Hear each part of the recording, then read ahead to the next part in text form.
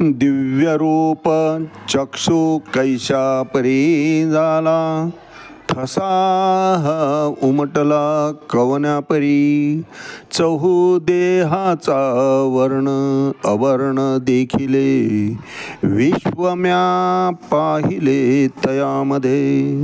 ज्ञानदेव म्हणे सर्वाचे जे मूळ, 17वी केवळ शुद्ध रूप.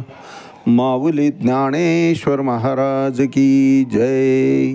एक तरी ओवी अनुभवावी या ज्ञानयज्ञामध्ये आपण श्रीमद भगवद्गीता ज्ञान विज्ञान योग अध्याय 7वा, त्यातला 11 क्रमांकाचा श्लोक आणि माऊलींचं त्यावर असलेलं 46 क्रमांकाच्या ओवीचं 7व्याच अध्यायातलं भाष्य आपण आज अभ्यासणार आहोत.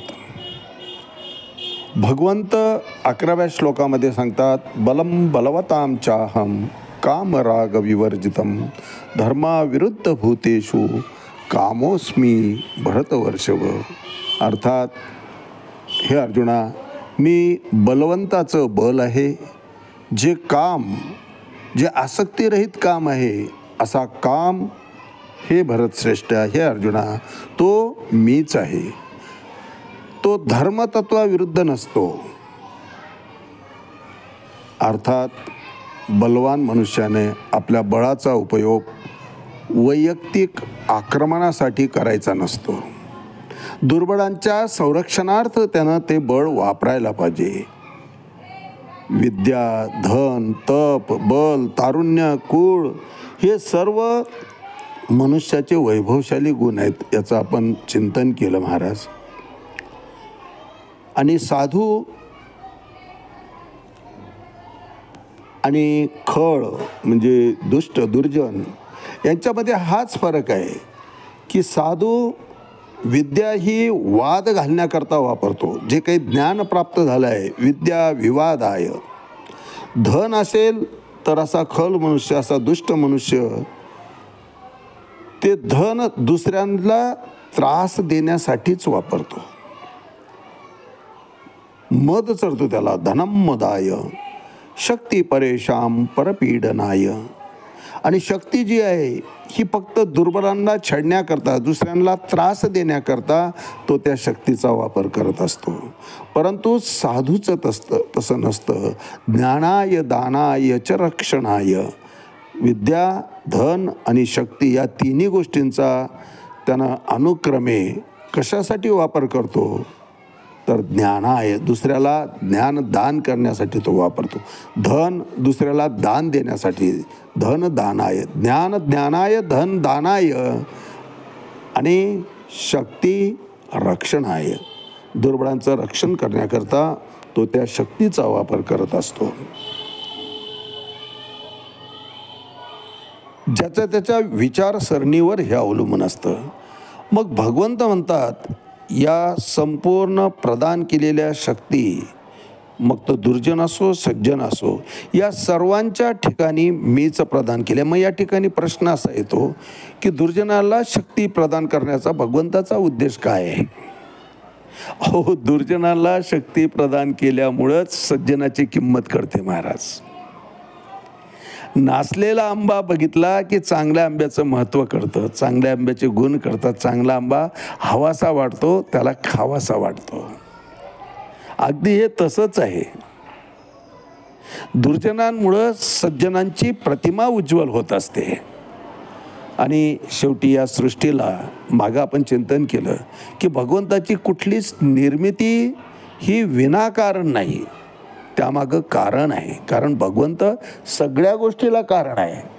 आणि आपण चिंतन करताना पाहून गेलो की नालीतला दुर्गंधी, नालीतलं घाण व पाणी, त्या नालीतली घाण ही आपल्याला त्याज्य आहे. त्या नालीपासून चालताना आपण नाकाला हात लावतो, परंतु तेच नालीतल्या किड्यांना, डुकरा वगैरे प्राण्यांना तो स्वर्ग आहे महाराज.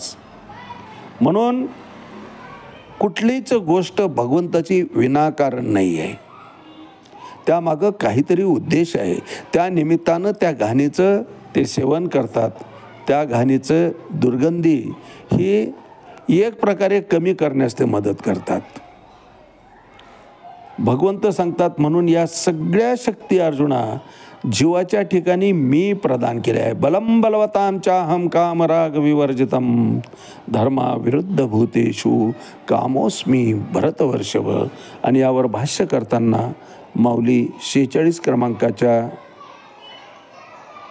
ओवीमध्ये म्हणतात,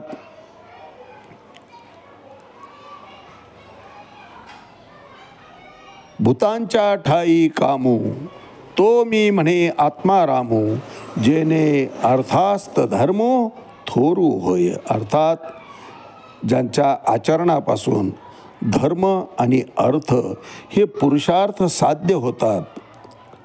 4 पुरुषार्थ आहे महाराज. अर्थ, काम, धर्म आणि मोक्ष.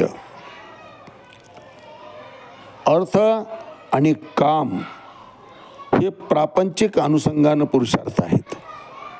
त्यात प्रपंचाचा उद्देश आहे. परंतु धर्म आणि मोक्ष हे परमार्थिकदृष्ट्या करता येणारे पुरुषार्थ आहे महाराज. प्रापंचिक पुरुषार्थ अर्थ आणि काम या आम्ही जेव्हा धर्माच्या अधीन राहतो, धर्माधिष्ठित करतो, धर्माच्या तत्वानुसार करतो, त्यावेळेस चौथा पुरुषार्थ जो आहे मोक्ष तो अनायासाच प्राप्त होत असतो. म्हणून अर्थ आणि काम या दोन्ही पुरुषार्थ धर्म आणि मोक्ष यांच्यामध्ये ठेवावे लागतात. कारण ते जर यांच्यापेक्षा वरचढ झाले, तत्वाचं उल्लंघन करून जर काम उत्पन्न होत असेल आणि त्याची पूर्तता होत असेल किंवा अर्थार्जन होत असेल तर ते त्याज्य आहे, ते निषिद्ध आहे. जोडून या धन उत्तम व्यवहारे उदास विचारे वेच करी, हे अर्थप्राप्तीचं तत्व असावं संतांनी तुकोबारायांनी हे आपल्या अभंगातून सांगितलं आहे महाराज. म्हणून अर्थ आणि काम हे धर्माच्या अधीन असावं, धर्मतत्वानुसार असावं, धर्माधिष्ठित असावं. त्याच्याशिवाय मोक्षाची प्राप्ती होणारच नाही महाराज. म्हणून भूतांच्या ठाई कामू तो मी म्हणे आत्मा रामू, जेने अर्थास्त धर्मू थोरू होय. या ठिकाणी असणारा काम तो मी आहे भगवंत सांगतात. पण तो कसा आहे तर तो धर्माधिष्ठित आहे, तो आत्मारामाच्या अधीन आहे. प्रत्यक्ष भगवंत हे सांगत आहेत महाराज. आणि माऊलीच्या लेखणीतून भगवंत आपल्या मुखातून बोलतात की भूतांच्या ठाई कामू तो मी म्हणे आत्मा रामू, जेने अर्थास्त धर्मो थोरू होय. प्रत्यक्ष भगवंत सांगतायत तो मी म्हणे आत्मा रामू. स्वतः भगवंत सांगतात की भूतांच्या ठाई उत्पन्न होणारा काम अर्जुना तो मी आहे. पण त्या कामाला धर्माची झालर लावलेली असावी. भूतांच्या ठाई कामू तो मी म्हणे आत्मा रामू, जेने अर्थास्त धर्मो थोरू होय. आज याच ठिकाणी थांबूया. रामकृष्ण हरी पुंडलिक वरदा हरी विठ्ठल. श्री ज्ञानदेव तुकाराम पंढरीनाथ भगवान की जय. माऊली ज्ञानेश्वर महाराज की जय. जगद्गुरु तुकाराम महाराज की जय. शांती ब्रह्म एकनाथ महाराज की जय. आदि शक्ती मुक्ताबाई की जय.